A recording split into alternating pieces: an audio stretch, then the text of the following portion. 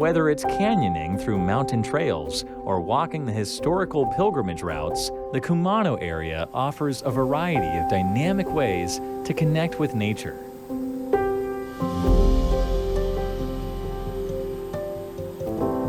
I think the most attractive thing about Kiho is just how much nature there is here.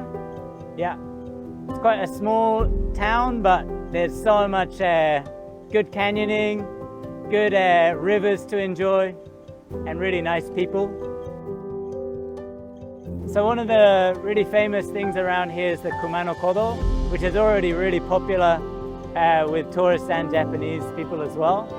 So I think it's cool because if you come here, you can enjoy the Kumano Kodo and the kind of spiritual and more cultural experience of the history of the area, but also you can have a fun activity like canyoning to do while you're here as well. So it's like the best of both worlds.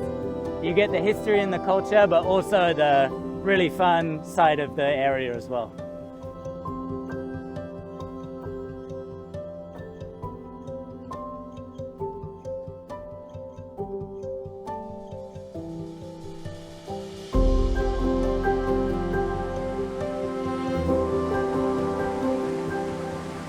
Deep within the forests of Kumano is a swordsmith who leads a very transcendental life. 熊野自体が非常にこの自然豊かで山深いというイメージがあると思うんですけど、その中でもとりわけここら辺は山奥なんじゃないですかね。まあ歴史がある地域でありますし、自分は好きですけどね。